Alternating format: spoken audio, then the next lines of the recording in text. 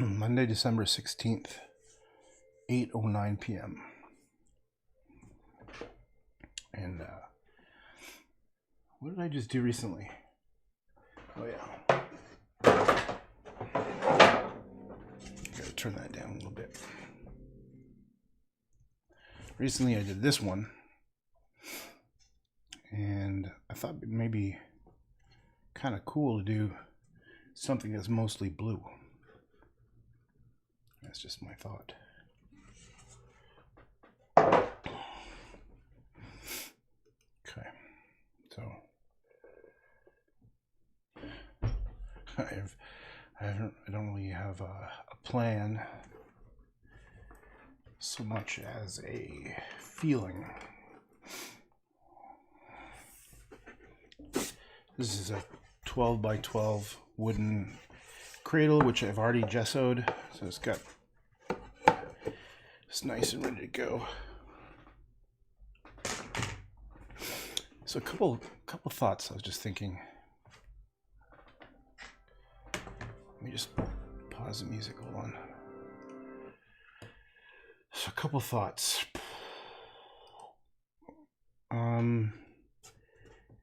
Yeah, kind of imagine an all blue, mostly blue environment with maybe like I kind of felt like a little person curled up in a corner, and that there's a little bit of color on them. Yeah, I think that could look really cool. So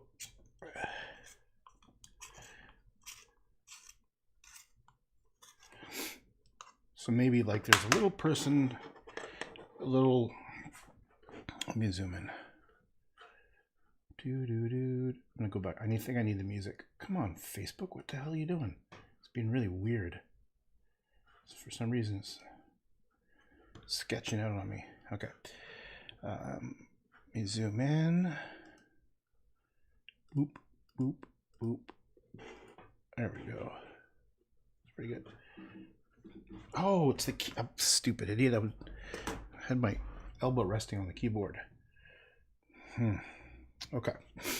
So I think I'm going to be okay. So imagine a little person all huddled up, holding himself. Oh, poor little bastard. And then I could do another one of these kind of like fields that's all open. And I could do another one of those. Oh, look at the trees. Oh, it's a forest full of trees and shit and stuff and things. And there we go. Boom! Finished. Calling it a day. Okay.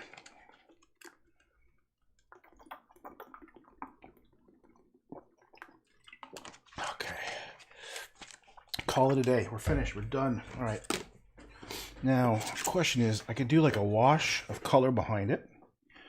If I do like a reddish, it always warms it up. Well, why not? Let's just do that. It'll make the blue kind of feel, yeah, it'll make it, maybe, no, I'm gonna try a blue wash.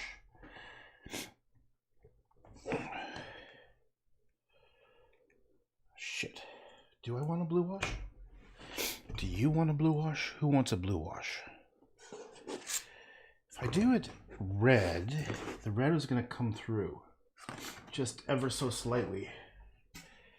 Like you can see red coming through in little bits. Warms it up a tiny bit. I was kind of thinking, imagine something that's mostly like that kind of color. So this is actually, here's the effect it would have. You can see little bits of red. And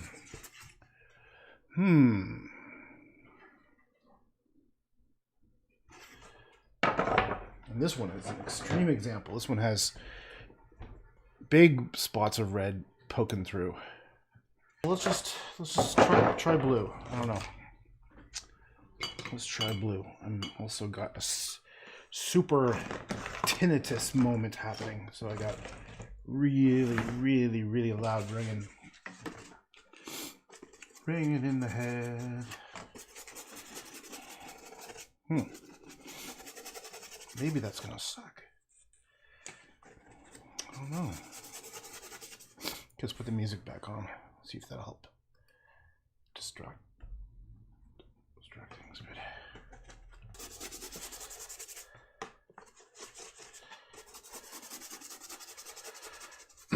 Just making it up as I go.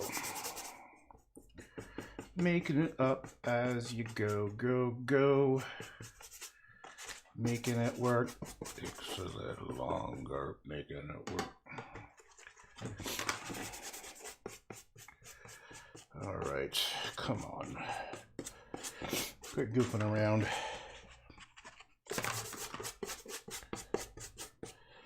So this will be a little bit of experiment.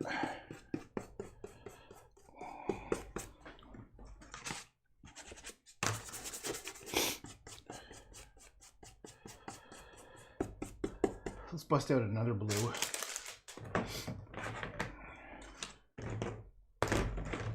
Holy shit, that's loud. It's like a electronic alarm going off in my head.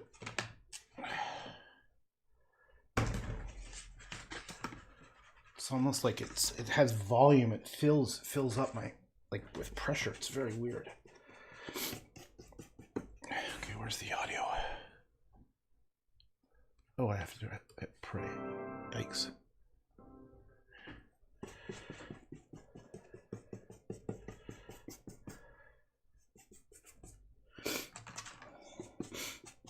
Okay.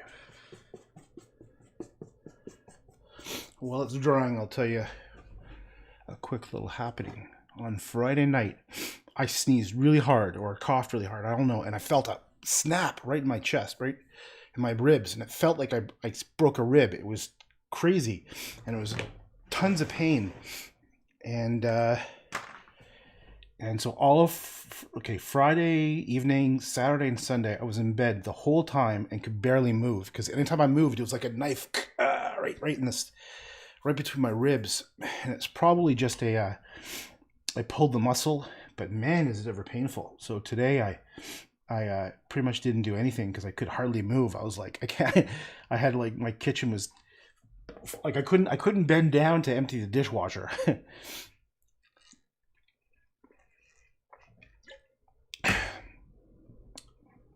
And yeah, and a couple times I've sneezed and holy shit, I was just kind of in the moment of that extreme pain. I was just thinking, you know what? There's people who probably have this kind of pain all the time. And the thing about pain is that I think it reminds you of how good it feels when you're not in pain. I don't know if that makes sense. It's kind of like when you drink something that's frozen. Oh, hey, Eternal Bard. Thanks, man. Thanks for the lemon.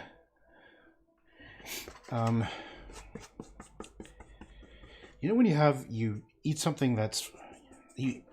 Fuck, my brain's not working. When you drink something that's very cold and you get the brain freeze, and then I don't know about you, but for me it goes away really quickly, and I think, oh my god, I feel so good just being normal. So yeah, that's what the past couple of days were for me. And I'm amazing to how limited I was. I was trying to, my dog, I need to exercise every day, right? So I throw a ball, and I couldn't throw the ball, and I was just like, I was holding my, if I hold on to the spot, like I can kind of do a movement.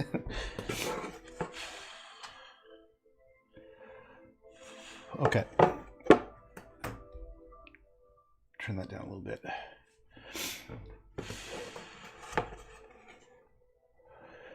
And I had a lot of work to do, which I couldn't get done because I couldn't really use my computer. I couldn't sit up like this. This is the first time I've sort of done anything physical, like sitting up in the past couple of days. But normally I'd like work with my laptop on my stomach and tilt it up, but I couldn't even do that. So, okay, I'm just waiting for this to dry. All right. All right, so let's try to get in a mood here. Let's try to feel this vibe. So imagine this little person. Okay, so I'm kind of thinking about, I think it was it Schindler's List? And also, what was that movie? Rumblefish? And also Sin City were three movies where pretty sure almost all black and white except for a little bit of color. Like, in Schindler's List, there was like an object or a girl, and in Sin City, it was the disgusting yellow guy, and what was the third movie? Rumblefish, I think. That was like a Scorsese movie, I think, and it was I think a goldfish. I can't remember what the symbolism was. That's kind of what I was thinking a little bit, except it's going to be very, very blue, maybe purples. And then this might be orange, I think. It's kind of this color palette. Like see how there's a little bit of warm yellow bits here and the rest is blue. So that's kind of what this one will be, I think. A little person hiding out in their little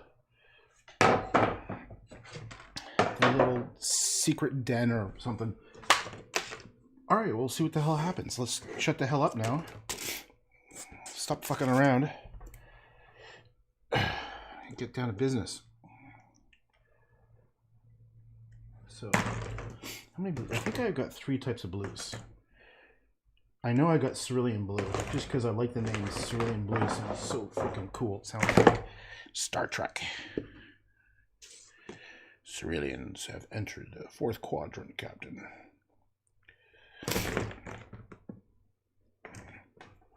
So William Shatner, just made me think of William Shatner.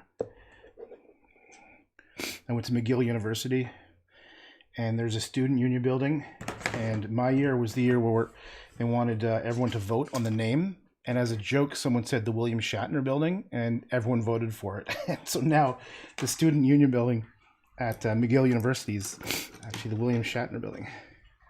For those of you who don't know, he's like the original Captain Kirk.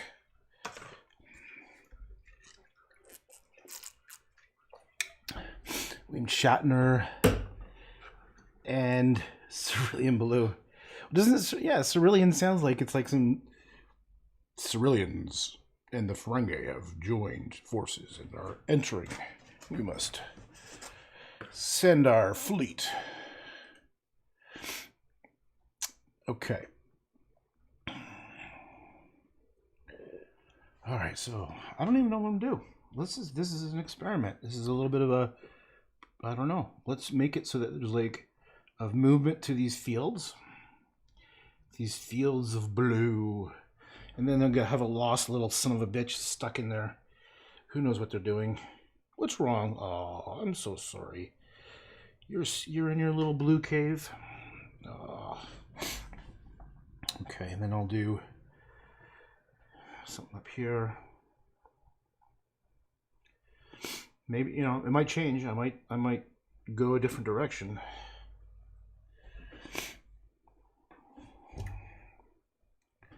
Who knows?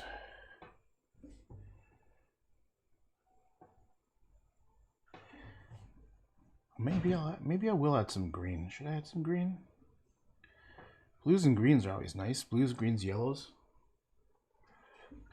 I'm like a mad person sometimes.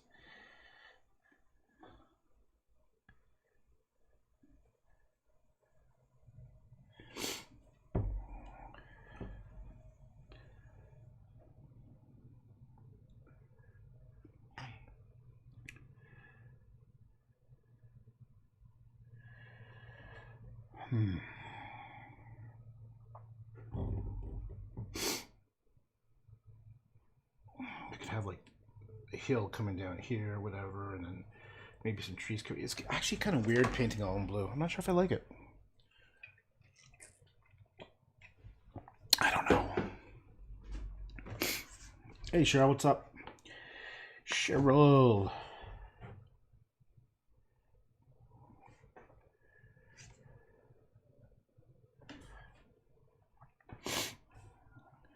Maybe I'll make some vertical strokes. How about them apples? Oh, I know, some black. Let's get some black. Carbon black, that's a cool name. Ooh.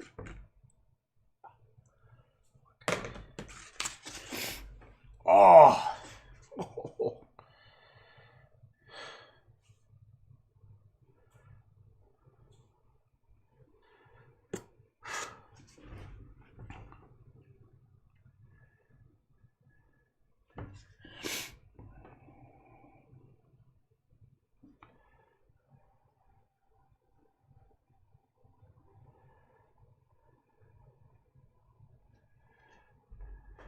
And white, too.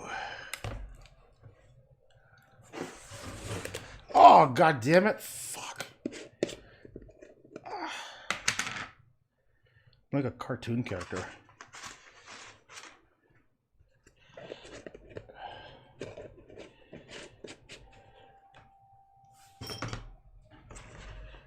Okay.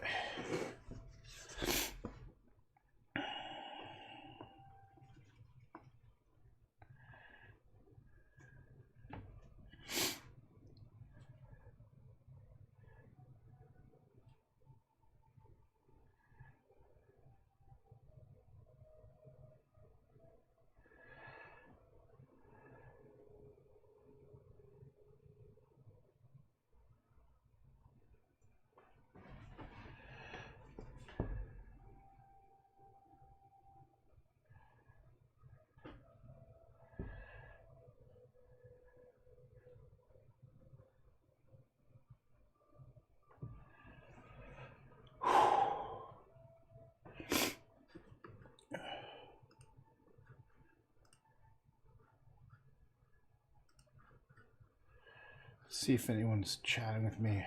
What is this? No. I think my chat feature on some of the things like Facebook aren't working, but DLive is working. No, Shell said hi. Okay.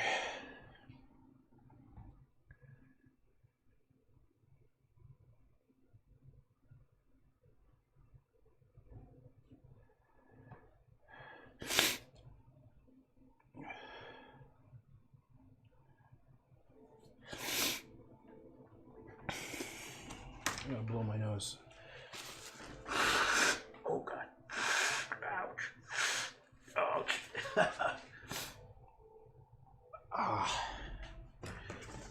It's like blowing your nose and not fun. Okay. I'm just trying to distract myself from the extremely loud noise.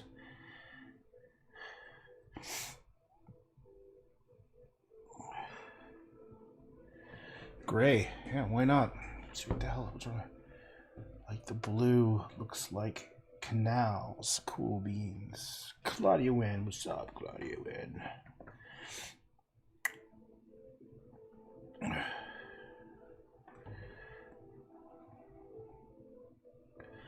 Maybe I should try. I got an idea.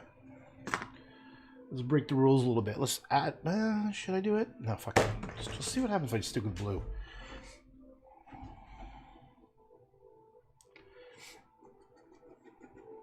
Remember Picasso's blue period?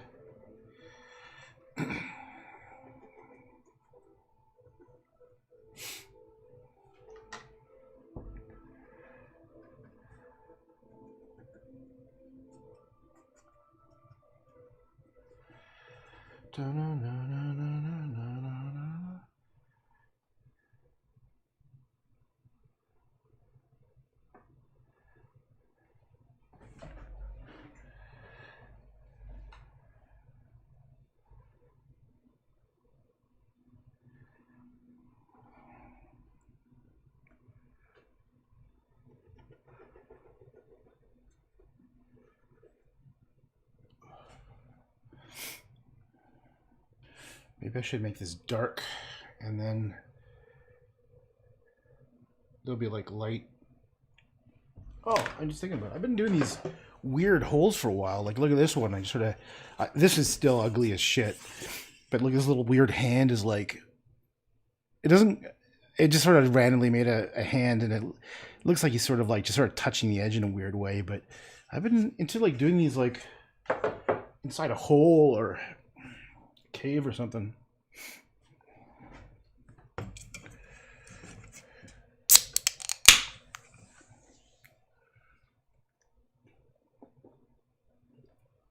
Alrighty. Maybe I'll make, let's try this black. Let's bring it in here.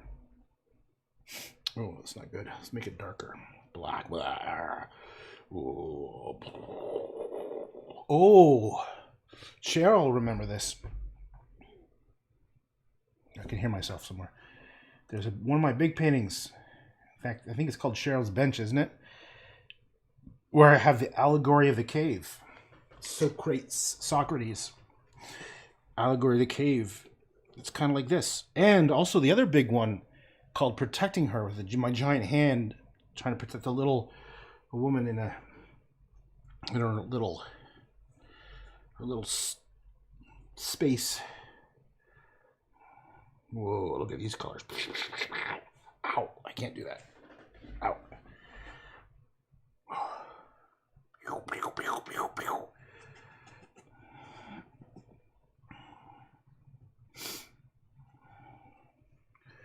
Okay, so it's important to always try to like vary up your brush strokes. Do different things. Oh boy, oh boy.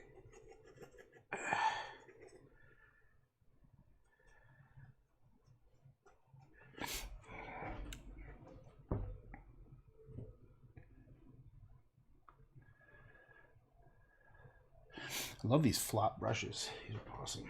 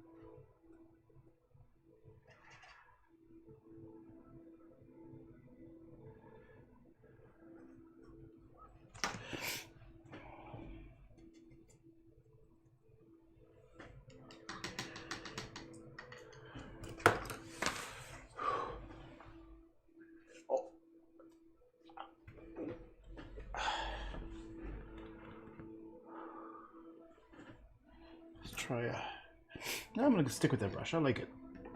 Sometimes one of my tips is if you want to get some variation of brush strokes, just change brushes. Go from like a round one to a flat one. Oops.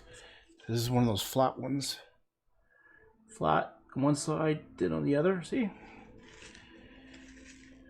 And then once in a while, change it to something like this. Like this round bad boy. And just the nature of the brush will change the flavor. That's French for flavor. Ow!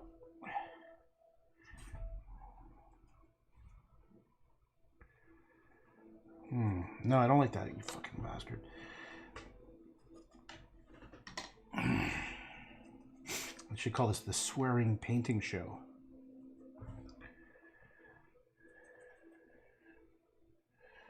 Okay, I'm not sure if I like... Well, the nice thing is these are acrylic, so I can easily just paint over it.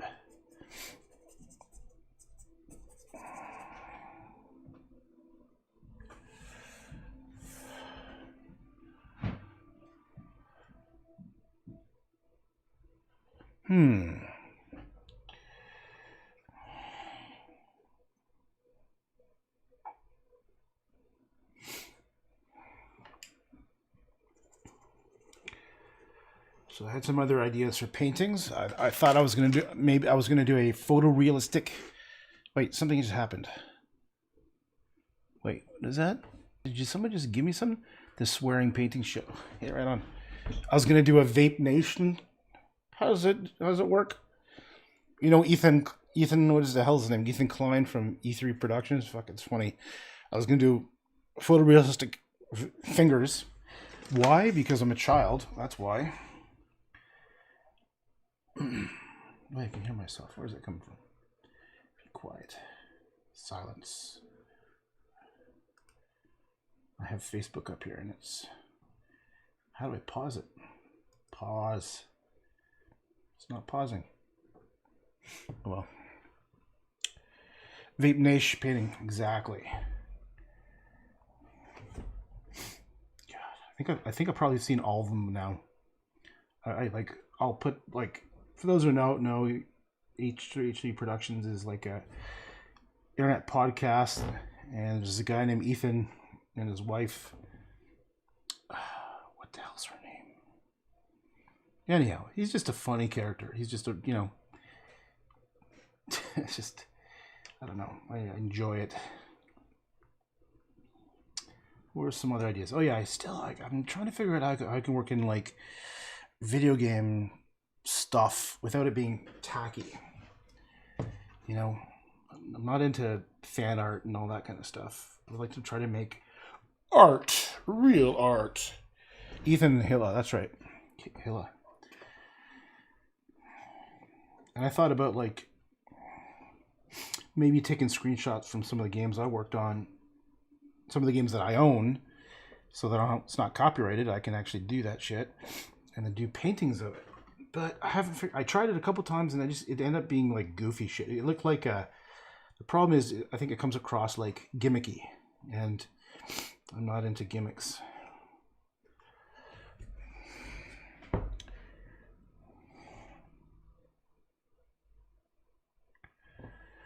I don't like no gimmicks.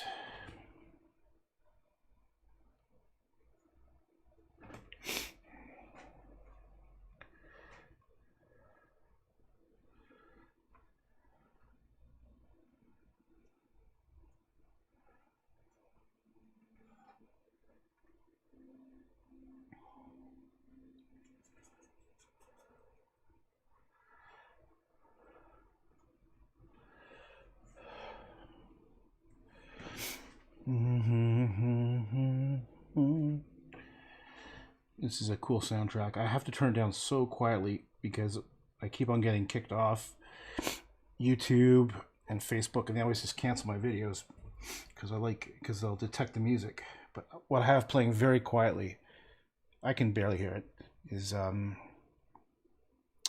Interstellar soundtrack by Hans Zimmer.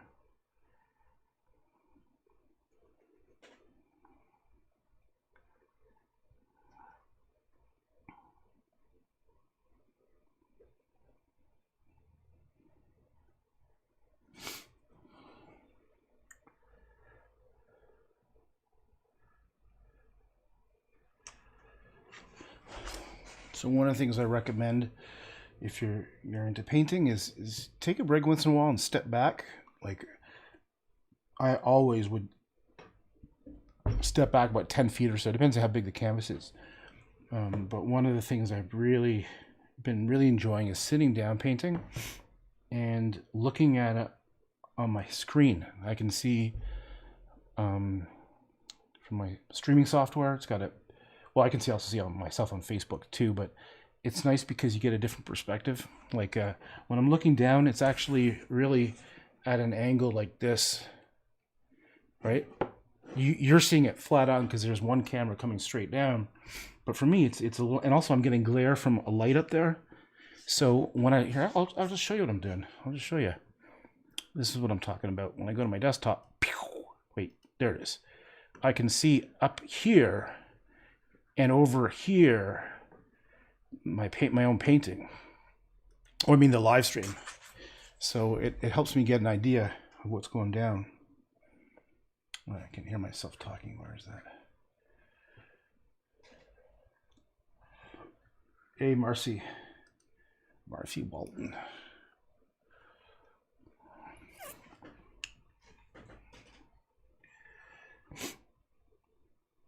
Okay.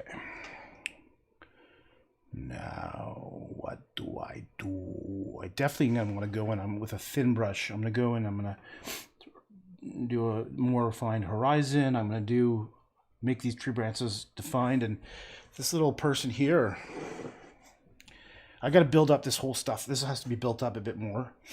And then I'm going to figure out what kind of like what this person's going to be doing. And what color? I'm thinking yellow and oranges, or just maybe even just yellows. Just yellow and blues always look freaking awesome. Thank you, Van Gogh, for helping us all out to see colors. I think that's what Van Gogh did for me. He's like made me see colors. I don't know if that makes any goddamn sense. No, it doesn't.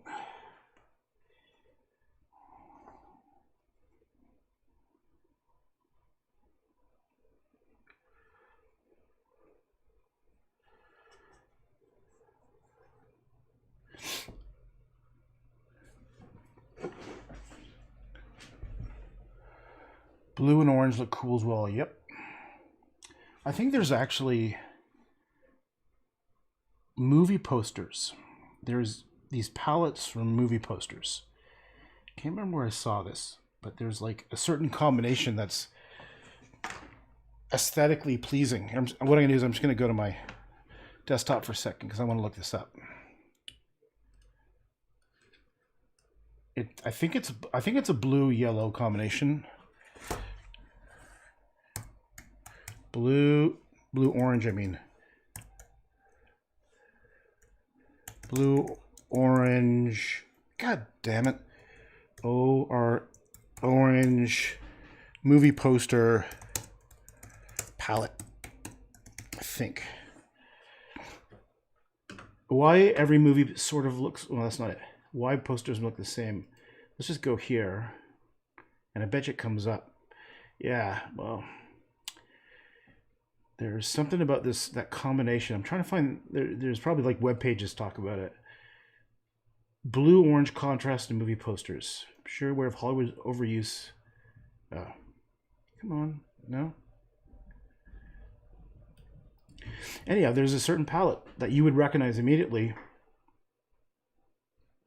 Why do movie posters look so much alike? Designed to catch your eye. Yeah, there was something about the oh, fuck, my brain is just turning off. This is what happens when my tinnitus gets really loud, like it is now. Tinnitus is ringing in the ears, and I got a severe case of tinnitus, man. And it almost like blocks my thoughts. Yeah, I like it a bit better than the blue-yellow. Yeah.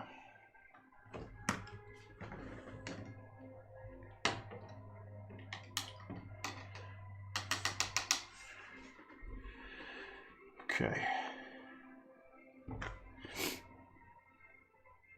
That just gave me a second to let some of this paint. What am I trying to say? Dry. Definitely what I'm going to do is I'm trying to go in here and make little art marks. Try to make each little space feel like it was its own little abstract painting in a way. And what I'm talking about is this. This one here, you have to go close to see all the little things happening, stuff and doodads and whatnot. There's cool little bad boys, little schnoggles. So I'm going to see if I can pull that off with just a very limited color palette. Let's see if I can do that.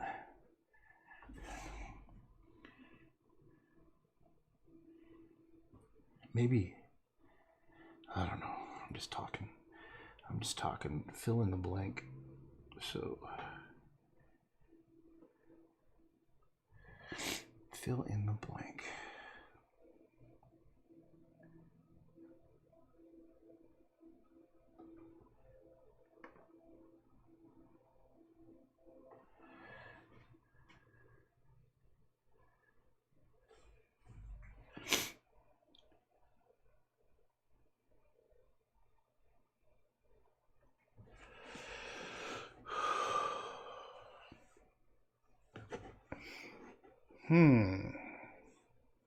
What I think I'm doing is I'm just going to use up all this paint before it dries, and then I'll decide what to do next.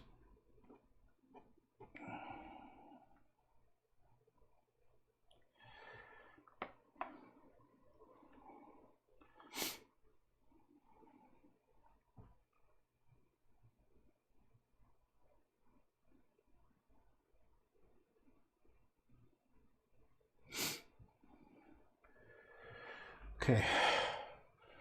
Should think about light too. Maybe there's going to be light coming down here, and this will be like a dream state place.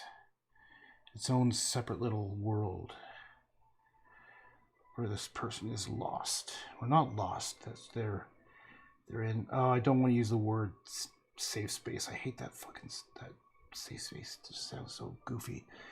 But that's their little safe space. What's a better name than safe space? Like their own little protective cave, where they want to hide out.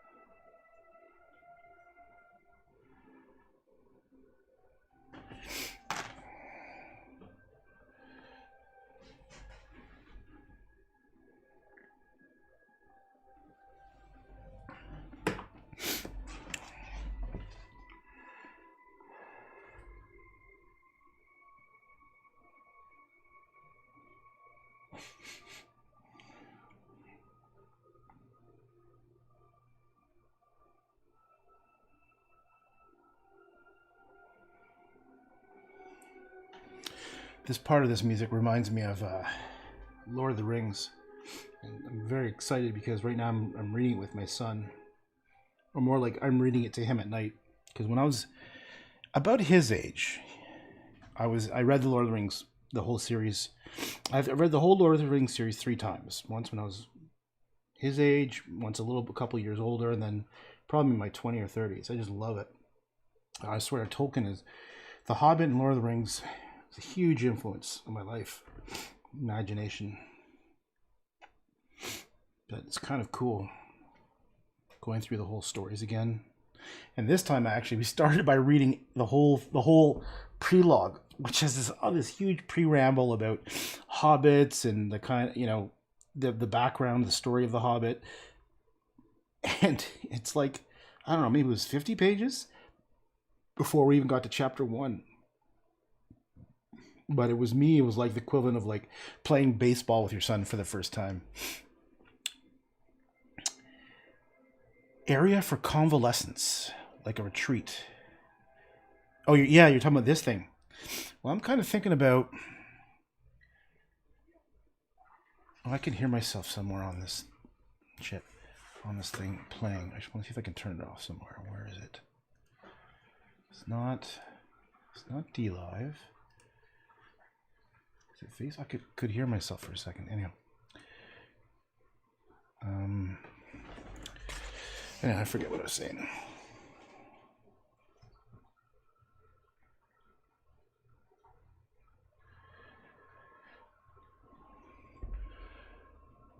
Convalescence.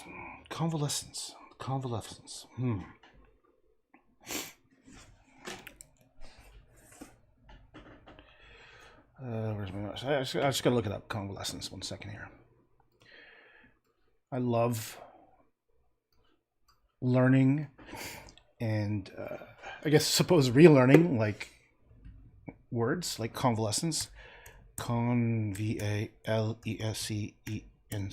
think. Oh, did I press it? Convalescence is the gradual recovery of health and strength after illness or injury. It refers to the later stage of an infectious disease or illness when the patient recovers and returns to normal, but may continue to be a source of infection even if feeling better. Convalescence. Interesting. I wasn't quite sure. I didn't want to say I knew 100%, but that's cool. And I'll tell you a quick story about a guy I went to high school with. I just got to find out where I was. Okay. His name is John Potto, and he was one of the few legitimate geniuses that I've met. He was in my grade, and he had such a command for the English language that I would talk to him, and then he would say something, and I'd literally have to go back and find a dictionary and encyclopedia just to be sure I understood, because he would use words in the proper context, which is rare. But like he would know the subtleties of different words.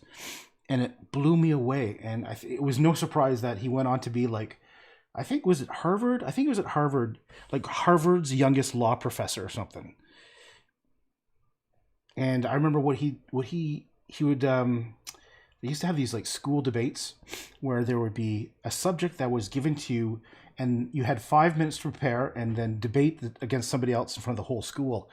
And he would go up there and then he would like after 5 minutes coming back and it'd be like, you know, it would be there would be a thesis and you had to be the government or the whatever the opposite was to defend it or to denounce it or whatever you call it. Like I remember I debated in grade 7 prostitution should be legalized, but it'd be something kind of like a topic that required some insight and thought. And he would come out and he would debate and talk. It would be, if I had prepared for weeks, that's what would just flow out of him. It was unbelievable. So I always admired that guy.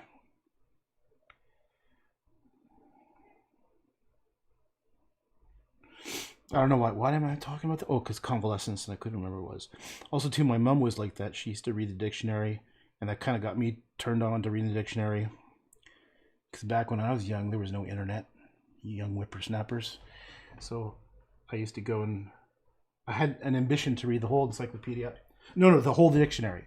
So I started with A, and I don't think I ever got through A. It was just too damn boring. I can hear myself talking somewhere. What the fuck is that? My family had Life magazine. They had collected all the Life magazines since they started, since the 60s. So I used to read those constantly. Life and National Geographic. And they had these really cool books that were like about World War I and World War II. Oh, and the other funny thing was my dad. My dad is a doctor, right? It's kind of a funny story. Oh, wait, I usually read classic literature rather than dictionaries.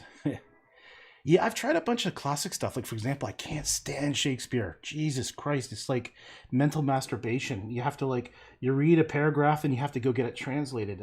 I don't want to learn ye old English. Like, I get that it's very poetic, but it drives me nuts. Anyway, this is a quick funny story. My dad was a doctor, and he won some kind of award at medical school, and he was allowed to pick out any book he wanted. So he didn't know what book to get, so he got the most expensive book, which was a medical journal of like infectious diseases. Oh, ow, ow, oh shit, that hurts.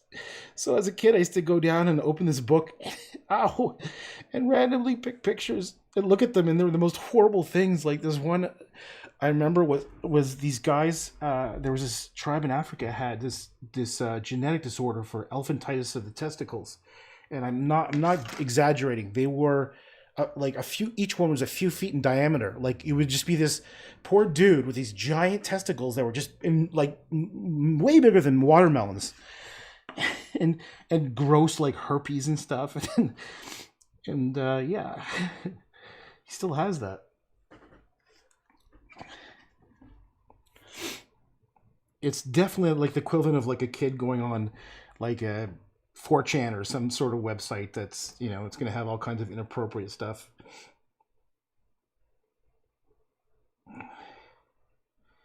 But I learned a lot.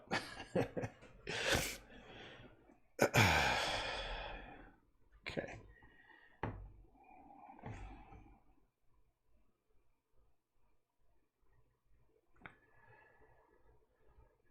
What happens to all these stories? My family's big on stories. My dad's side especially. And my dad and his friends, they get together, they just tell these stories. Like there's one guy who's like my second father, and he always has these great jokes. And he's I don't know how he remembers to tell them.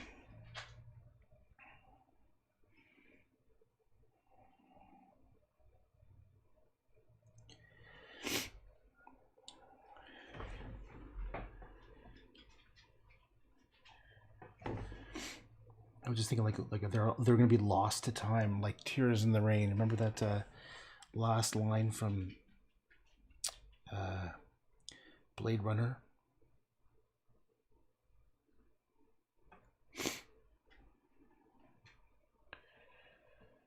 Classic literature. Okay, Well, unless they are passed down, they'll be lost to history. Yep.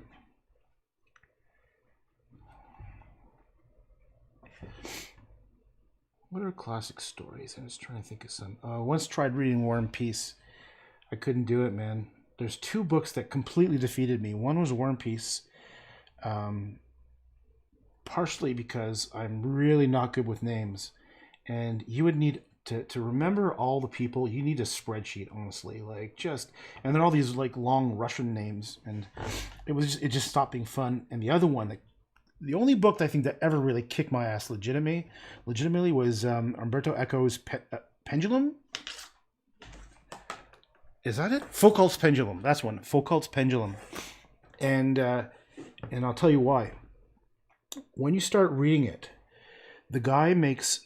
Okay, when you tell a story and you use like a metaphor or an analogy, more like a metaphor or an allegory, it's only useful if the person hearing it knows what you're talking about. Like if I was to say Socrates' allegory of the cave and you don't know what I'm talking about, my example is useless. Okay? So in this book, Foucault's Pendulum, it's like every third sentence is a reference to something, and you have to be so knowledgeable about life that you're lost. And I remember, like, for example, I have this memory. I mean, I was probably in my 20s when I tried to do it. And there was a reference to is it the Children of Mu? Like, I just happened to have, I think, read this book that was lying around at my parents' house, The Children of Mu, and it was like, was it like Astronov, whatever the fuck that is. Anyhow, the point is, in order to just to keep up with him, you would have to like constantly be checking to understand like what was that reference to see, you know, the context. And it was just you could tell, okay, I get it, you're a genius, you're like, you know a lot. And it kind of pissed me off because it was like, it felt like he was writing it just to impress people. The same way, one of my favorite books of all time is called A Brief History of Time by, what's his face? Stephen Hawking.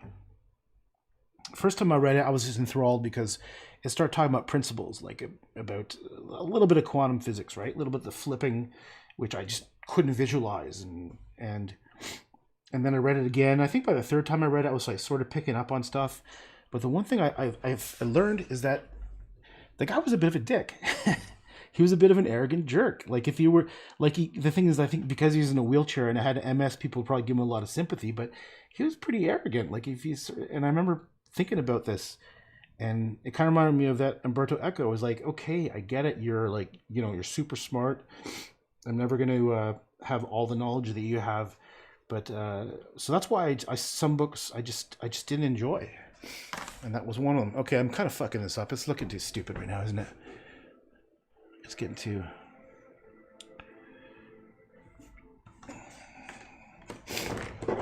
Oh man, I was just rambling on a tear there.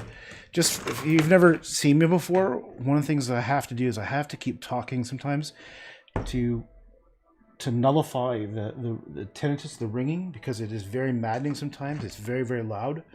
So I found that painting and talking is one of my few escapes.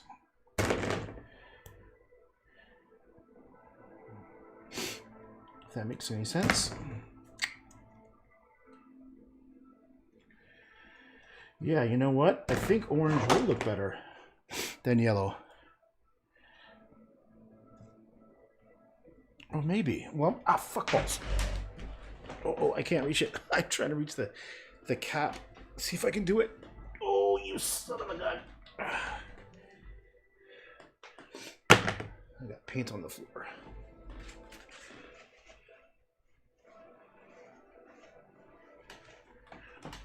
Ow. Ow! Holy crap. Okay. All right, so let's see. Why don't we take... What should I do first? Should I do the... Okay.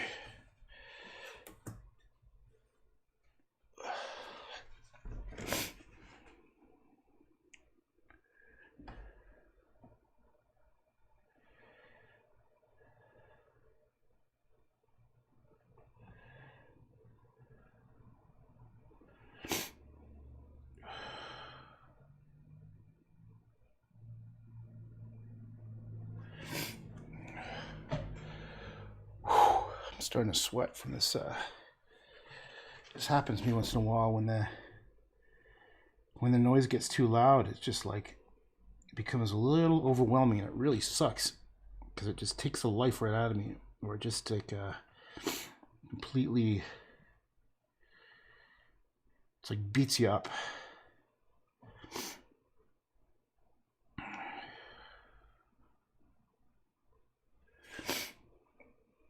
It's almost like if you know what an icon is. I mean, an icon is a specific type of artwork. It's a Russian religious kind of artwork, and it's actually called an icon.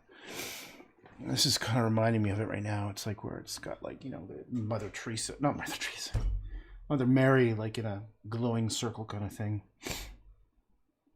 What was the story? I remember the story. My brother in Russia, and when he was there, the thieves were like, in order to get money out of Russia, they were stealing the icons from churches and something like this. This is like from the early 90s. Something along those lines.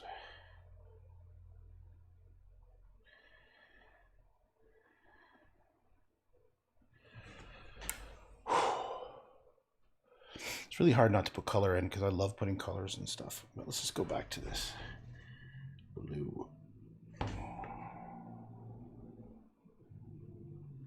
Maybe I'll add black.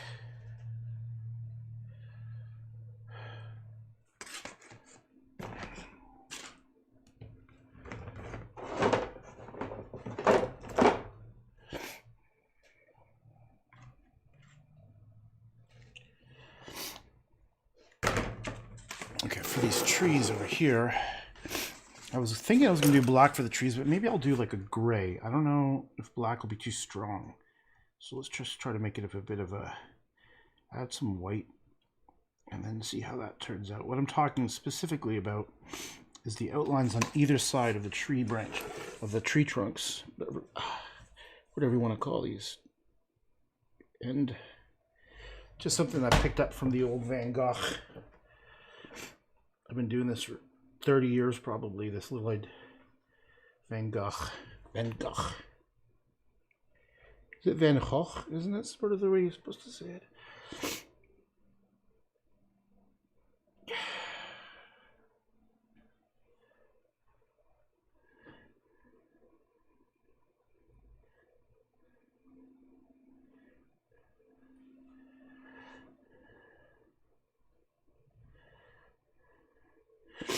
All right, this tree over here is going to come bending in like that.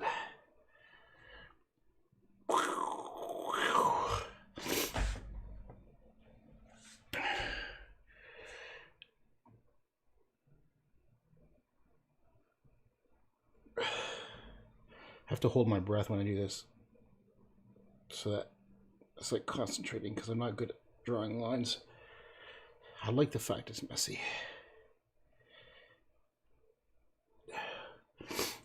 Let's just draw some like just, and then maybe a horizon.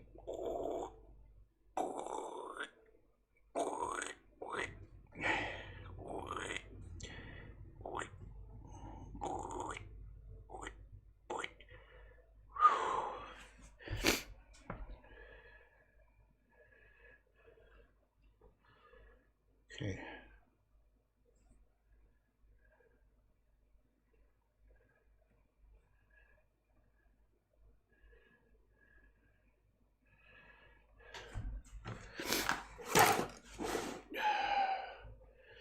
I'm not sure I like that. Something isn't quite right yet. I'll have to figure it out.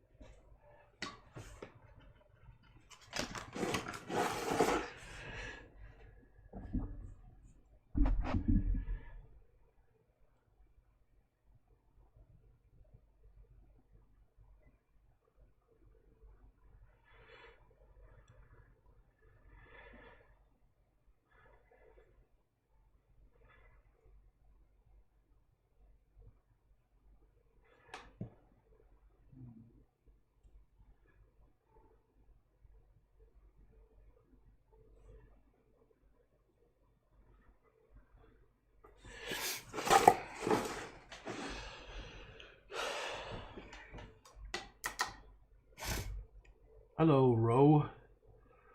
What's up, Ro? Thanks, man. Hello, great job. Thank you.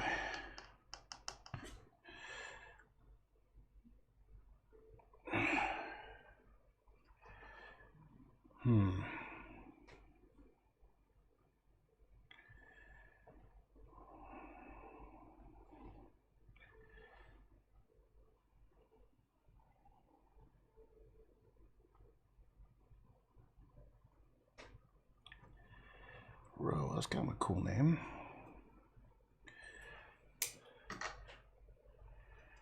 I have actually never heard the name Ro before.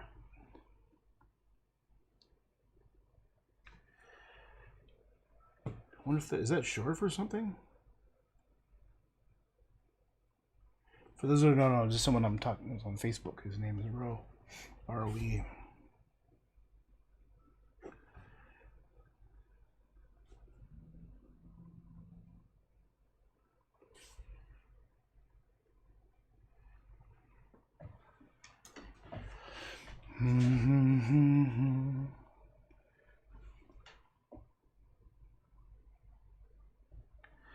Don't like that big fat tree right there. That tree's pissing me off right now. We gotta fix that up a bit by thinning it out the sides. Just bringing some lighter color. Boop. Maybe some white even. Thin that son of a gun right out. Put some absolute white in there.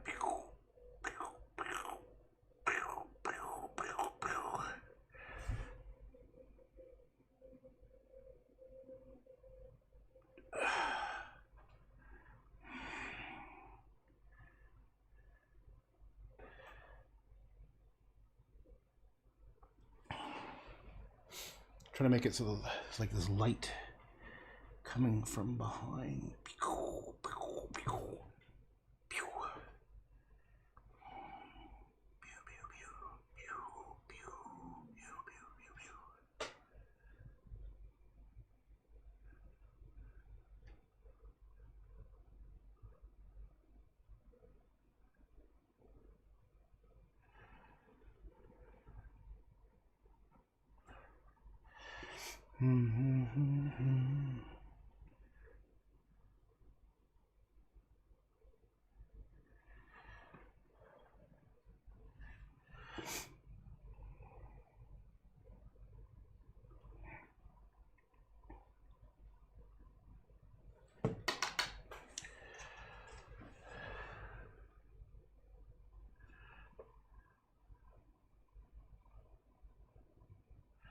I also like the group of 7, in case that's not obvious.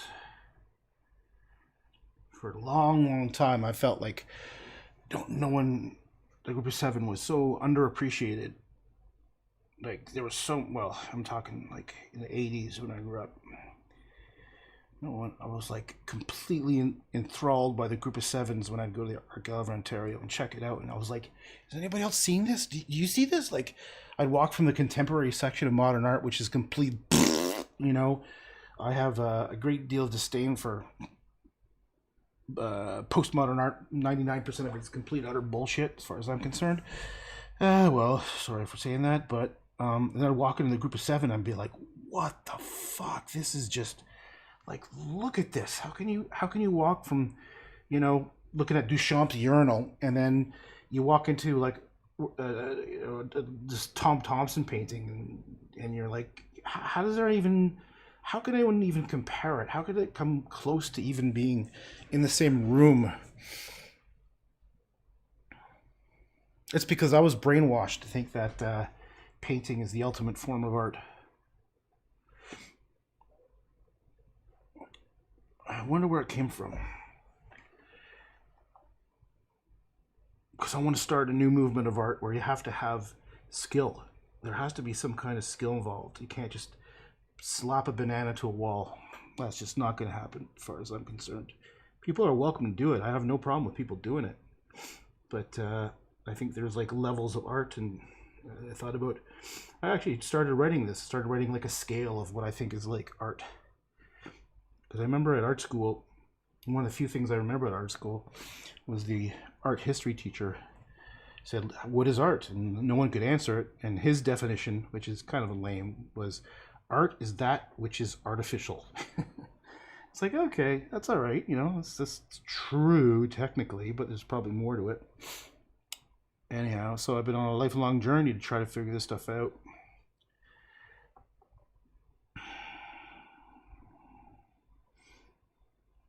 And the only thing that ever really grabbed me strongly was some painters like Van Gogh or Emile Nolde and Odilon Redon, and actual Redon, the French dude Redon's got some wicked stuff. You know what I'm saying? Babble, babble, babble. Little dabble do ya.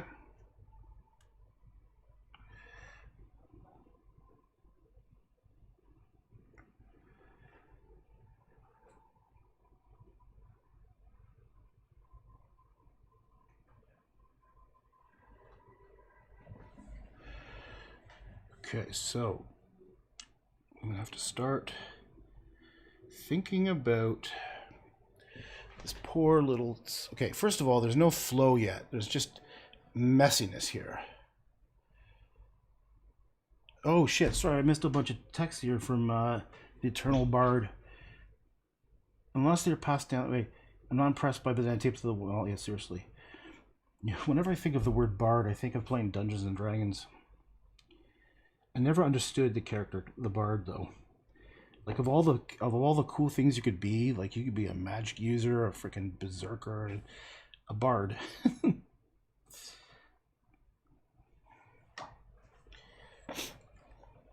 What was Bard's Tale? That was a game, I think, right? Wasn't that by, wasn't that was an RPG, I think. Bard's Tale, Neverwinter Nights.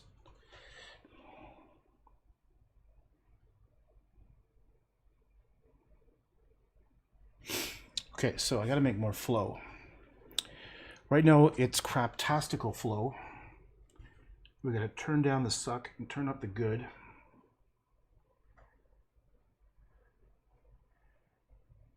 And get rid of this, kill this dark spot of whatever the fuck that is.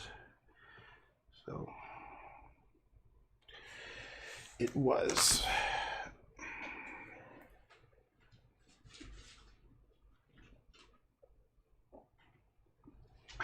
Hey, baby. I'm gonna take a quick little break. Say hi to my dog. Boop. So what makes you say that it isn't good now?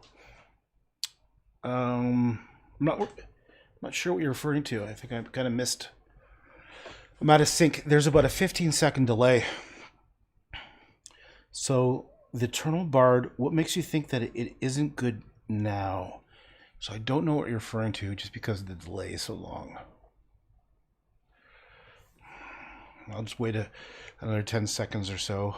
I'm not sure if you heard me or not.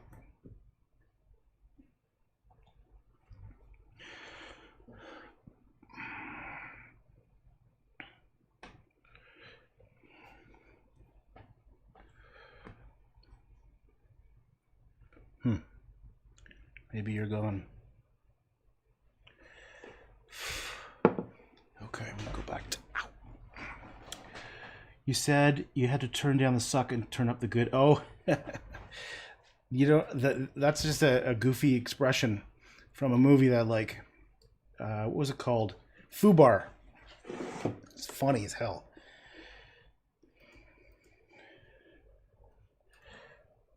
Foobar, turn down the suck.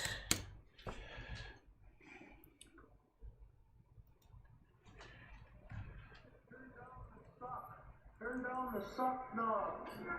He's got sucked all the way cracked to 10, Farrell. Crank up to 10. I think you broke the knob off cranking so hard. Foobar was this show about these two hosehead Canadians, two metalheads, and that's my voice. It sounds so dumb. Where's it going? Wait, where's that going? Oh, don't you start with me, Nugget. Where's the music? There we go. Okay, I'm getting some sort of weird feedback from somewhere.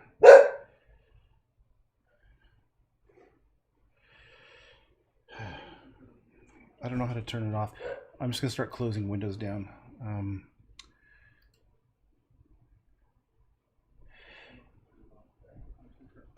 What? That's so creepy. I'm hearing myself, but with a delay, so I don't know which window has it. I'm just going to turn off this one. Okay, it was that one. Okay. All right, let me go back to this. So I think this is a good start, but there's still so much I want to do. Like the only part that I actually really like so far, the only part I actually like, I think, is right about there, and it's even still kind of rough.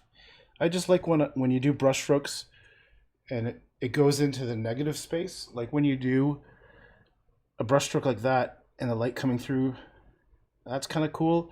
But overall, it's still really craptasticalicious. It's still rough. I just feel like I'm getting a little tired because I'm an old fart. I need to go to bed soon. It's 9 o'clock. God damn it. Hey, killer. Are you a killer? Yes, you are.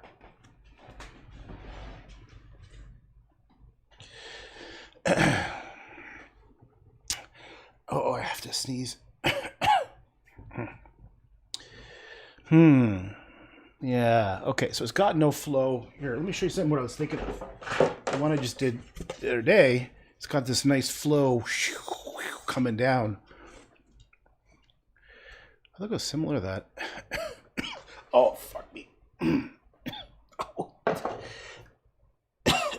Try not to cough.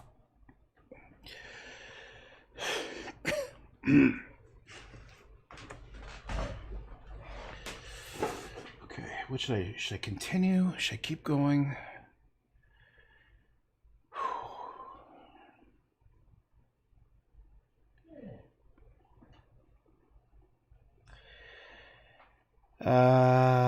What should I do? Because what I'm thinking is I like that flow from this one here. I like that kind of like weird light pattern coming down. This one, I think, if I'm going to do it,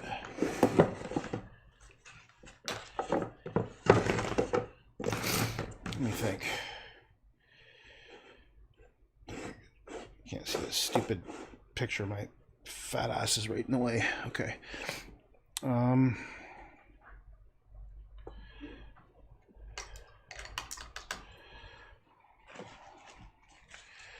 Where would the light?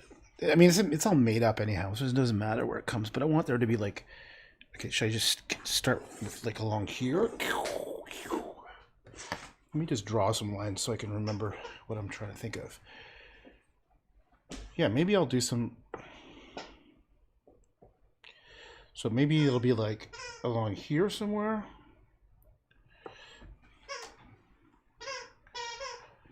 That's my dog with one of her chew toys, in case you're wondering. Should I do light up there as well? I don't know. I don't like these things. I got.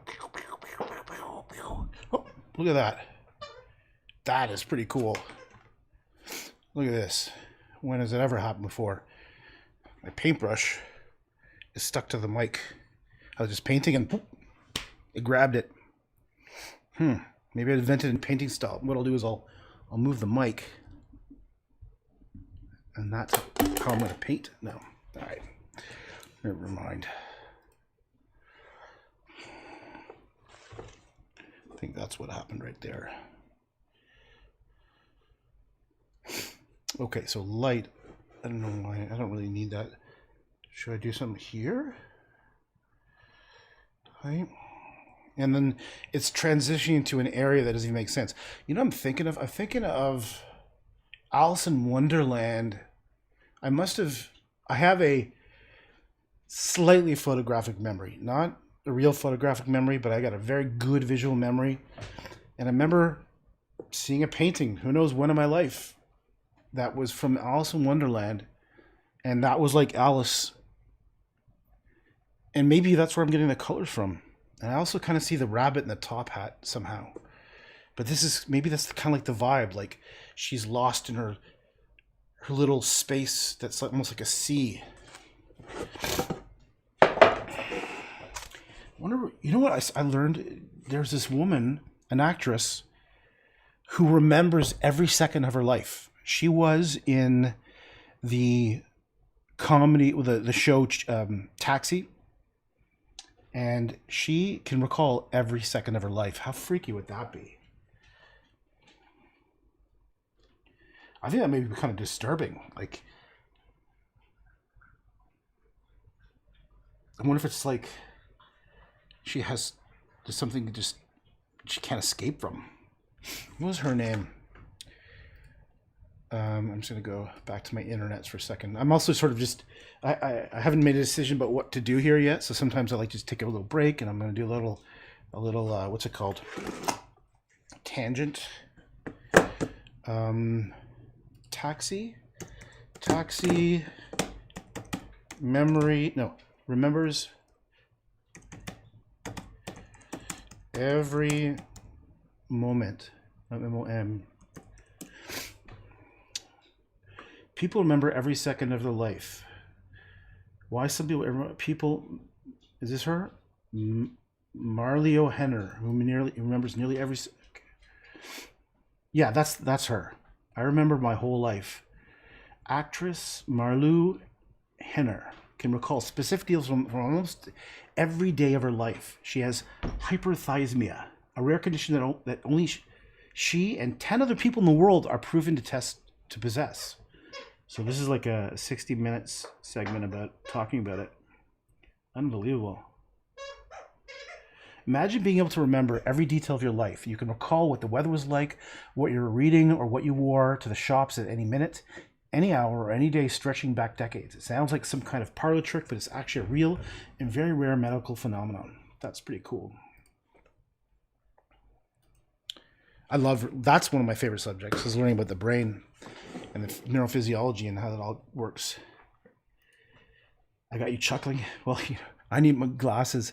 I can barely read the text here. I thought it says it got you chucking. I was like, oh, fuck. Did that make you want to throw up? Seriously. Oh. Okay. God damn it.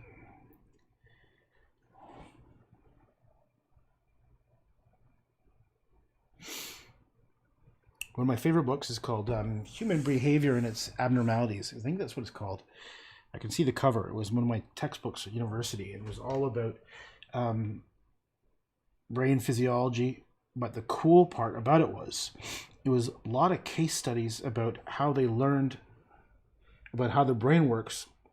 And a lot of it was from injuries, because when someone has an injury to the brain and something stops working, they know what area that brain got damaged. They then could, obviously hypothesize that that's probably what the function of the brain, that area of the brain is. So that's how we've learned a lot about the brain, is through brain injuries.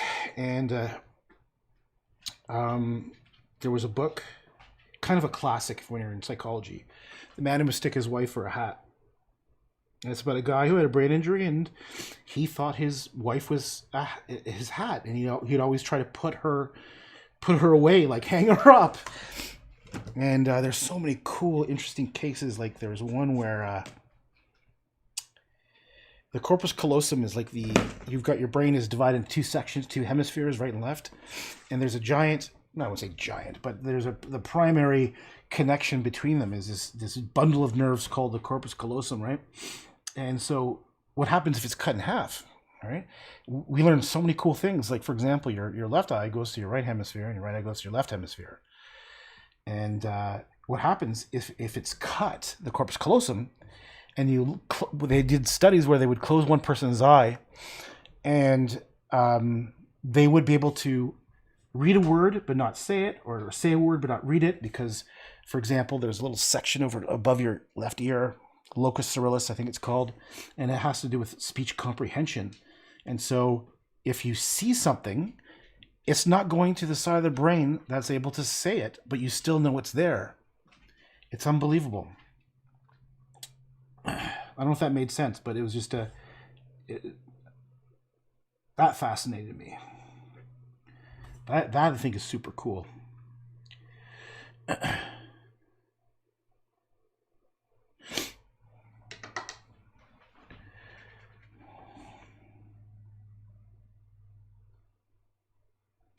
All right, how am I going to do this light and dark thing? Because right now it's sucking big balls, big ball-tastic. Whereas Louis C.K. was a bag of dicks. That was the funniest expression when he first came up with that. Eat a bag of dicks. That's what it was. I think it was eat a bag of dicks. Something like that. That's too bad about him because he was one of my favorite comics. Well, he still is. I just don't listen to him as much. But I don't know if you know what happened to him. He was... What did he do? He did something really fucking just weird. Like, he would masturbate it in front of, like, some young comics. Like, he asked their permission. They said yes, but he still did it. But obviously, it was totally screwed up because they probably felt, like, very uncomfortable and obligated to say, you know, okay. Even it was just some crazy thing. Like, it wouldn't even cross my mind. Although I'd probably come up with stupid shit, too. But not that. But, Louis C.K. I don't even know why I'm talking about it, but he's a comic if you don't know him, and he's like very self-deprecating humor. He's got really good timing. That's the one thing I was never good at. Is like I'm always impressed by people who could sing and comics. There's some sort of magic there that I don't understand. I can recognize it, but I don't understand it. I don't know how they can do it. I don't know how they can be so funny. Like Seinfeld, you know, like. How does one... It's actually Larry David. Larry David is someone I adore. Larry David is like the producer behind Seinfeld. And he actually had one of my favorite shows called Curb Your Enthusiasm. And holy shit, is it funny. Because the scenarios that they would get into are just so ridiculous and over the top that you couldn't possibly think... How could you say that or do that? I think that's the whole point of the humor, I guess, is because it's so... With Seinfeld, the idea is that they're psychopaths. Like, there's no way you would behave like that in real life. And that's what makes it funny. I can't think of anything specific, but that's sort of the general idea of Seinfeld. I remember I'd visit my parents, and they would be in the porch just laughing hysterically at Seinfeld. That's always been a nice memory for me, is I'd visit my parents once in a while, and they're like a cute old couple, and they'd be like laughing their asses off at Seinfeld, and say, "Come in, look, let's watch Jerry's." Like talk about them like as if they're real people, you know, like Jerry's talking to George about blah blah blah. That was very cute.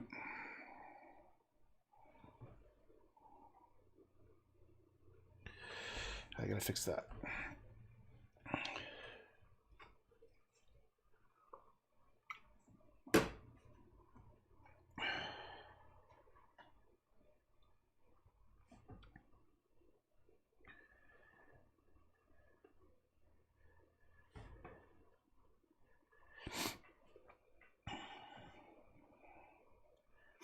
I stopped watching TV so many years ago. I don't even, like, going to a TV is such a weird thing now. I have no need or desire to go to a television.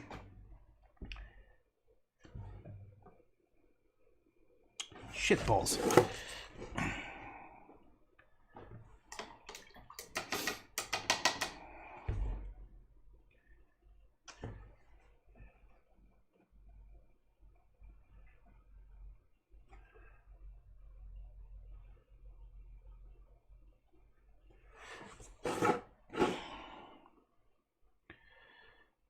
sure if I like that.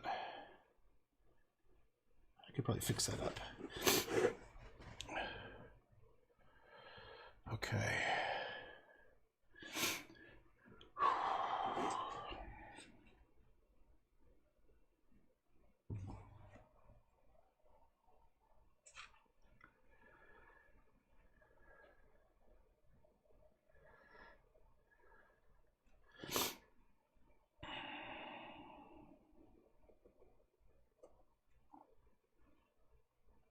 Oops.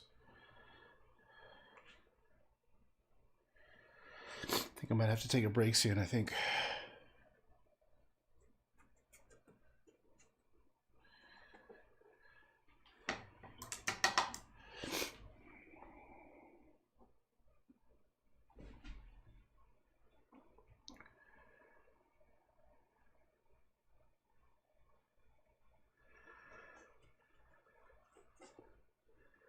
Oh, William Blake.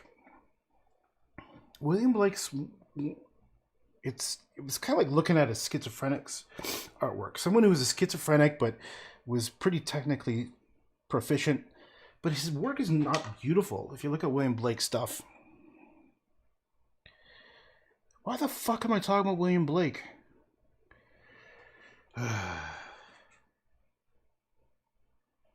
I guess in my head I'm trying to think of like great art and what could be art and what is an art and blah blah blah blah blah blah blah blah blah blah blah blah.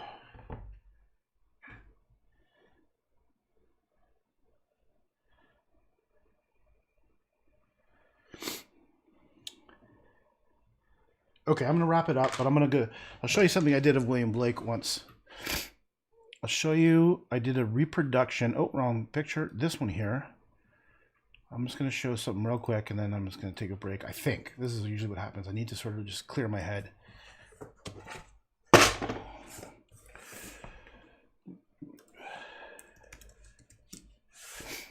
I'm going to go to directme.com. This is my website, and I'm going to go to Blake.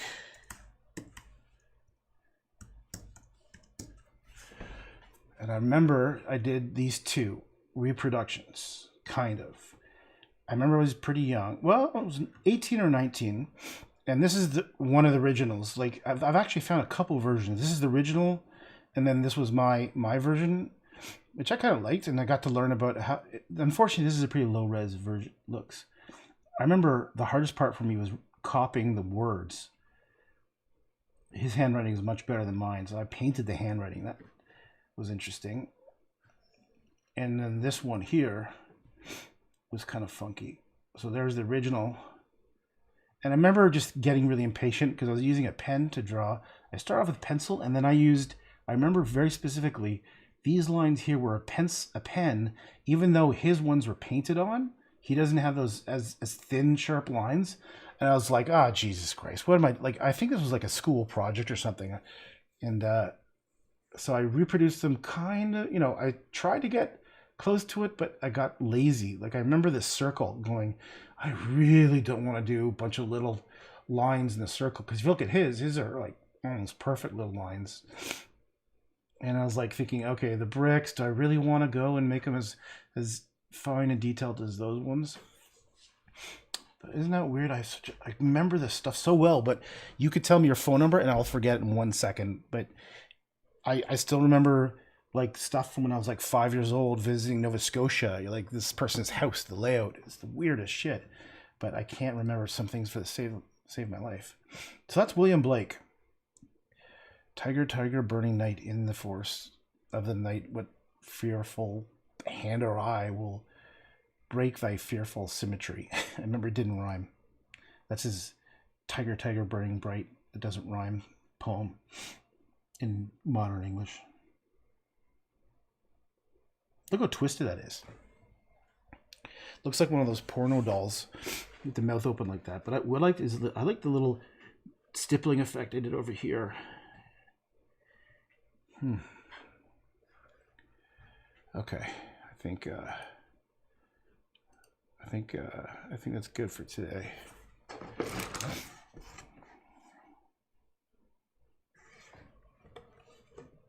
wonder if you can see that okay.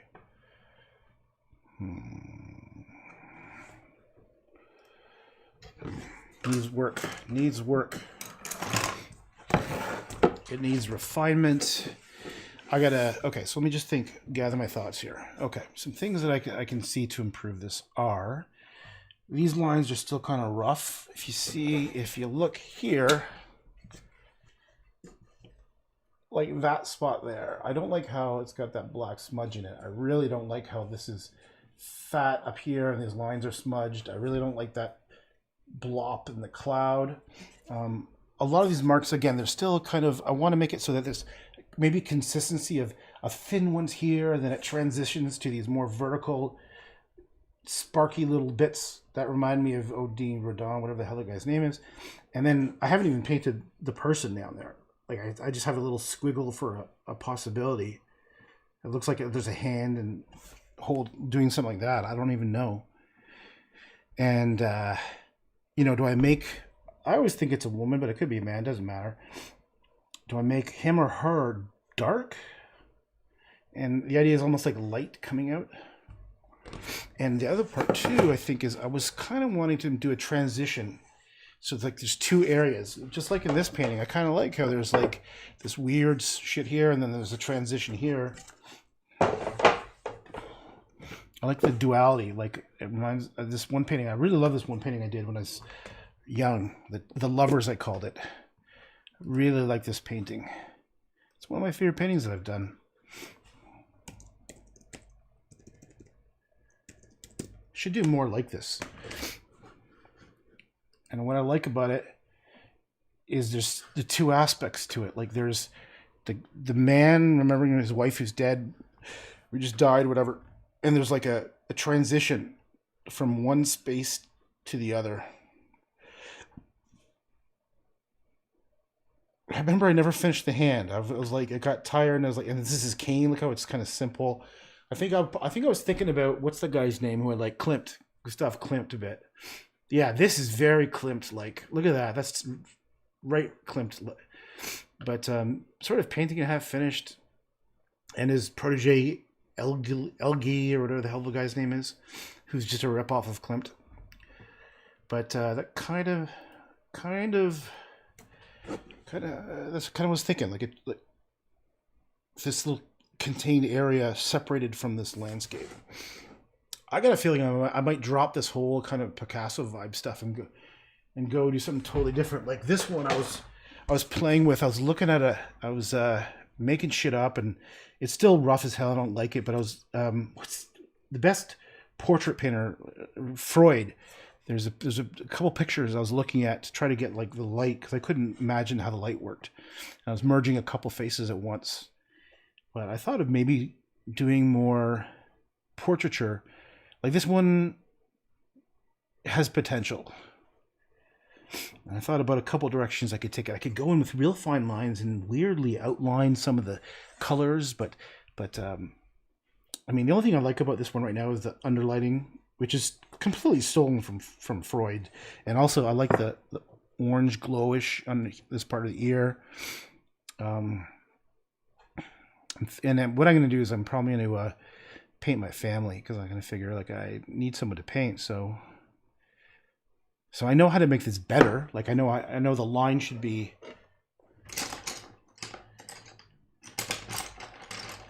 I just need any color pencil. Like his head really should be over here, and that darkness, and his neck should probably come out more like to here.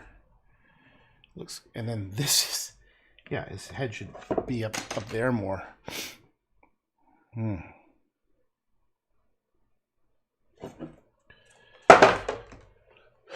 Okay. Well, I think I've done enough talking for about a week.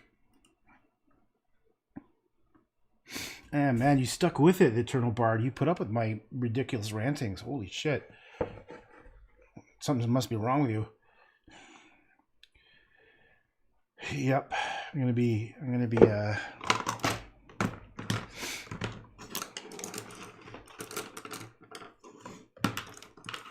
man, it would be awesome to be a painter like Freud. That guy, that's kind of how I envisioned my life, being this. I don't like bohemian, but like an artist who wakes up whenever and I don't smoke, but I probably would smoke. Walk around like Klimt in a muumuu, which is like a giant, basically a blanket for fat people. Just because I think I saw a picture, a painting of Klimt wearing a muumuu. One of the books I think I have of Klimt. Let me see if I can find it. This will be the last time. And then I'm just going to turn everything off. G-U-S, Gustav Klimt. I think that's how you spell it? Muumuu? No, I don't think we're going to. Maybe I'm crazy. No, yeah, it's got to be Gustav Klimt. There it is. I know. There it is. See, I got a good memory for weird shit. See, there's Gustav Klimt wearing his muumuu. It's small there. I like Klimt stuff. I really do. Even though it's very decorative and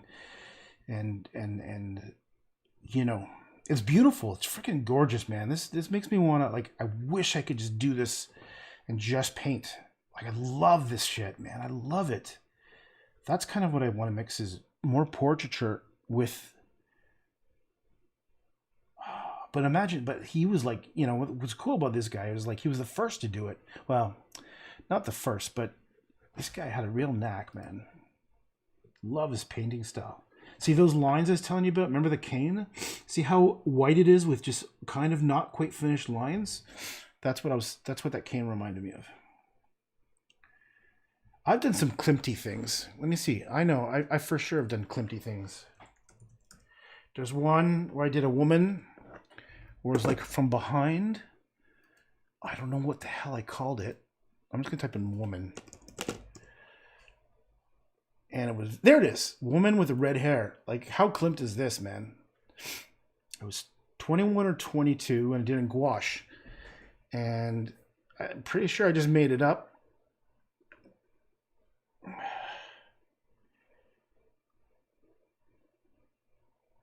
I like that. It's nice.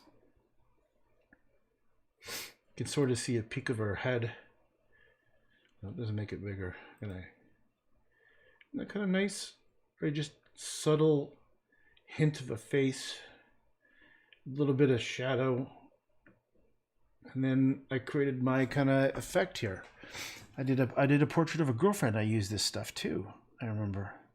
I'm just going off on a tangent.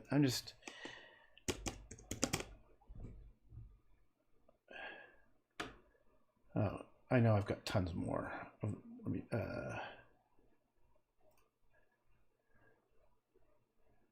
Where is it? This one here. Yeah. This was when I was 16 or 17. See, same kind of weird design pattern-y thing.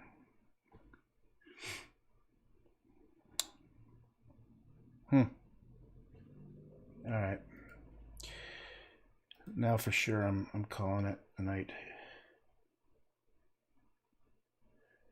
Have I painted my family? Oh, I've done my parents. I did one really great painting when I was 17, and it was put up in the halls of my high school.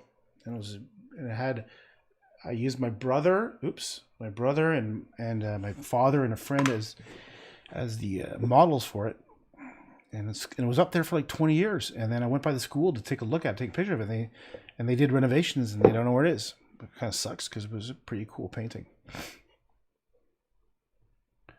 It was the painting that almost got me to live in a castle in England. There's a guy named Alan Detweiler who was like this patron of the arts, and he'd go around supporting artists, and he put on a competition, and that was my painting submission for it. And then he offered for me to quit school, and he said, "You're one of the great ones. I want you to go. You can live in this. I have a castle in England. Live there. You don't ever have to do anything. You free food, free living. Just go and make art." And I was 17 or 18, and I was like, "Fuck, what? That's kind of crazy weird. Like, I want to go to university, and I want to go drinking. I want to go." So, I mean, I was flattered, and he wrote me a nice letter and stuff, and he just creeped me out. So I what is up? 17 years old. I'm not gonna go suddenly changed my life. But yeah, Alan Detweiler. And the competition, that painting, what was it called? It was David and Goliath. That's what it was. He had this theme of David and Goliath, and that was my thing. It was kind of almost an environmental piece. My dad was this like businessman, like this, and then my brother, I can't remember, was the construction work with a hat on, and my buddy Andrew Tepperman, who was like looking on. There was a forest fire. Fuck, it was cool. It was so cool. It was kind of like semi-realistic. And I remember what happened was when I was doing my father, it looked too much like him. It was too close. And I thought, man, people think that I have like this father issue because like he's the villain in this kind of like picture. So I had to change it so it didn't look too much like him. I called them like about a year ago and they tried finding it. Could never find it. All right. Okay. 9:47. It felt like a lot more than an hour and 40 minutes. It felt like about 2 days. I should delete these videos. What the hell am I talking about?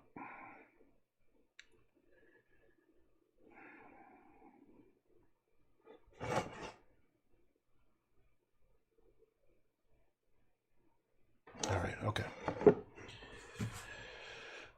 All right, well, it was a nice chat with you, Eternal Bard. Take it easy. Oh, someone, Mousy Walton on Facebook said something a while ago. Sorry, I missed it. Mousy Walton. Yeah. Oh, shit, man. There's a bunch of people saying stuff. Damn. Sorry, folks, if I didn't chat back. I just didn't, I didn't scroll with the chats, whatever they are. Anyway, okay. All right, I'm shutting up now. Peace.